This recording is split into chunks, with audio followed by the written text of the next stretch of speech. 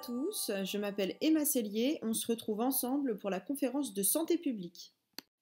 Alors, au programme, c'est une conférence qui s'annonce très dense. On va essayer de voir ensemble les valeurs professionnelles du médecin et des autres professions de santé, les effets indésirables associés aux soins, la gestion des erreurs et des plaintes avec notamment l'aléa thérapeutique, l'organisation de l'exercice clinique au niveau du parcours du patient, l'organisation du système de soins, la télémédecine, la santé et le numérique, la sécurité sociale, l'état de santé de la population et la sécurité sanitaire des produits destinés à l'homme.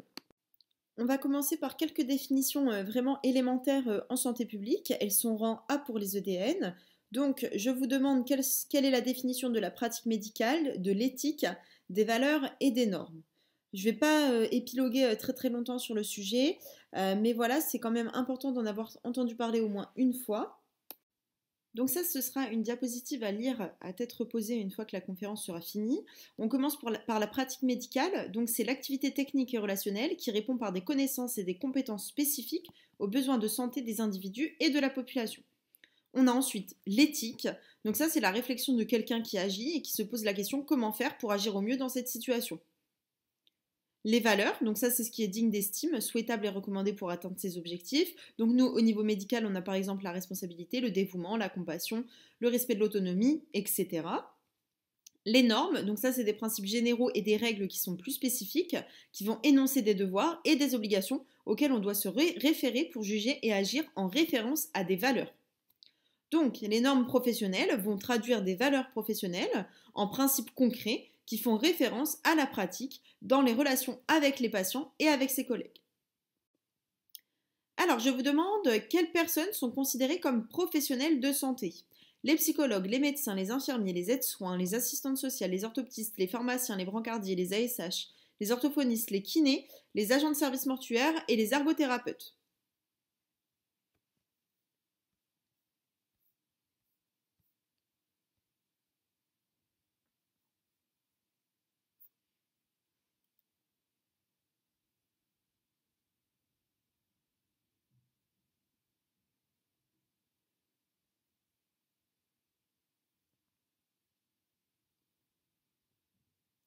Question qui peut paraître simple, mais effectivement, c'est facile de tomber dans un piège, surtout dans un menu déroulant. Donc attention, nous, on vise toujours le maximum de points, donc on se concentre bien.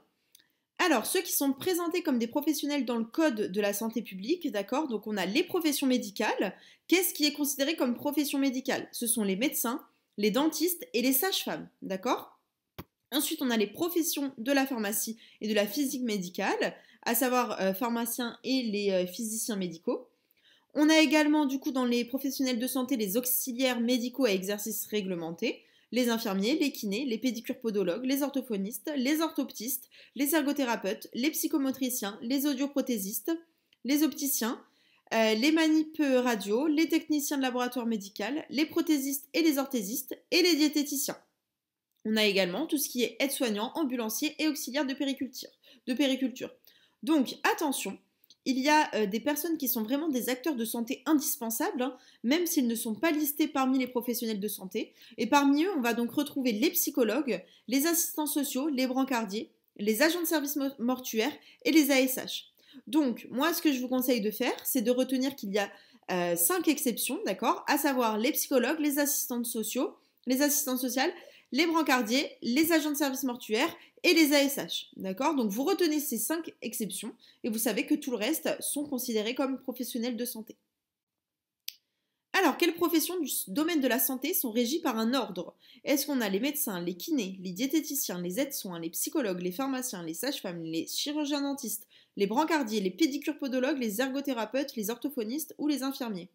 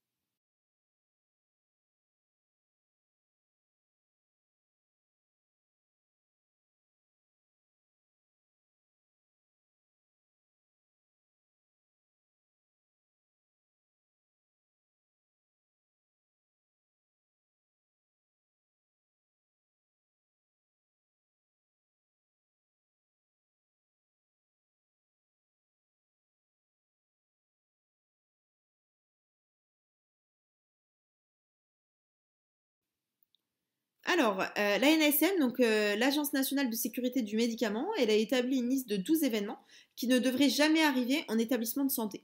Parmi ces propositions suivantes, lesquelles font partie de cette liste? Le surdosage en traitement anticancéreux, particulièrement en pédiatrie, une erreur au moment de l'administration de potassium injectable, une erreur au moment de l'administration d'adrénaline injectable, une erreur d'administration d'insuline chez un patient diabétique, une erreur de prise en charge chez un patient traité par antico à dose curative.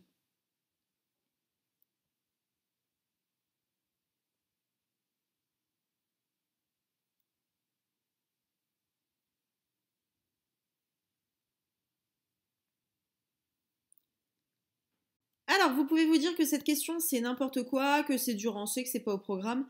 Attention, c'est du rang A dans la fiche LISA. Donc vraiment, la référence, c'est les fiches LISA.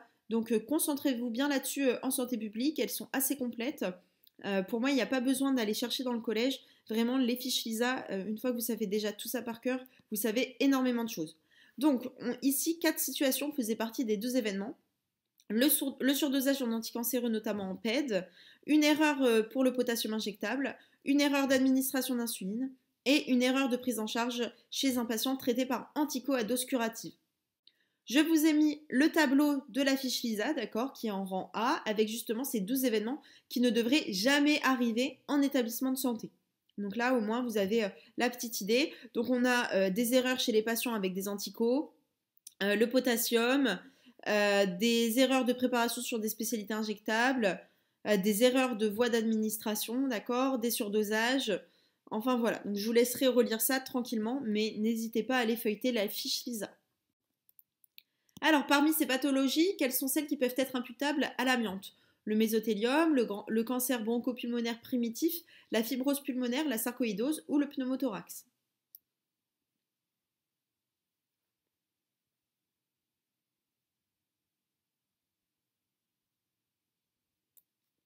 Alors ici, les pathologies donc, qui étaient imputables à l'amiante, on avait le mésothélium, le cancer bronchopulmonaire et la fibrose pulmonaire.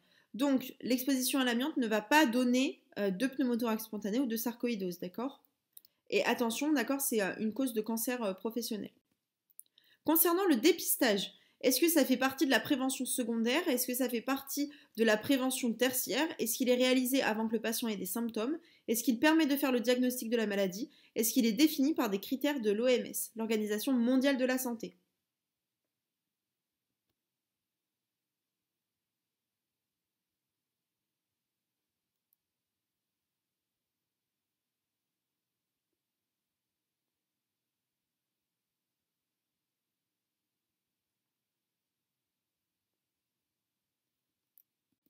Alors, les propositions juste ici, on avait la A, la B, la C et la E.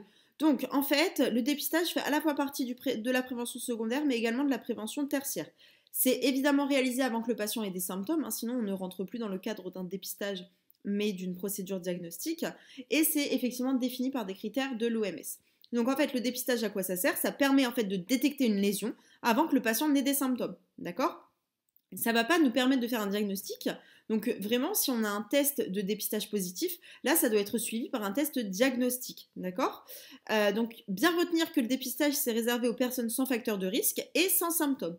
Si par exemple, on a un risque élevé, donc je pense par exemple au cancer du côlon, si on a une histoire avec des antécédents familiaux de cancer du côlon, donc dans ces cas-là, on n'est plus dans le risque moyen avec le test dépistage proposé à toute la population, mais on est dans un risque élevé. Donc auquel cas, la surveillance de la personne ne va plus se faire par dépistage, mais vraiment par une consultation avec un gastro-entérologue, un chirurgien digestif, pour une procédure diagnostique.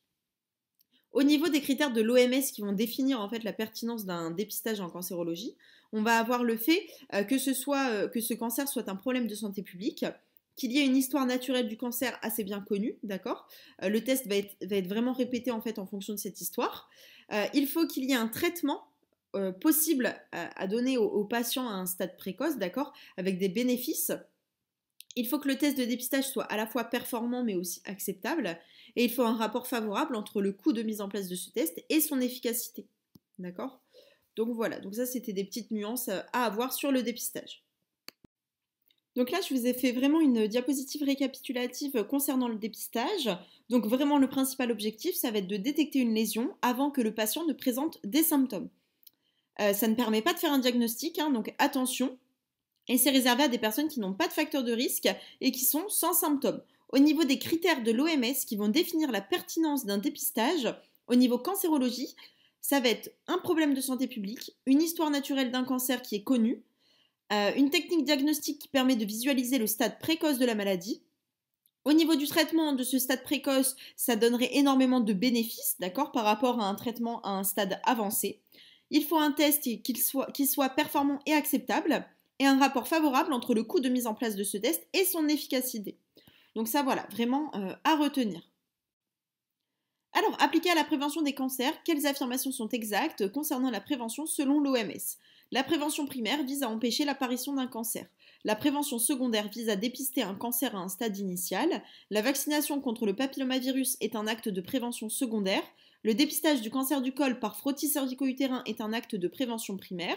Le dépistage organisé du cancer du sein par mammographie est un acte de prévention secondaire.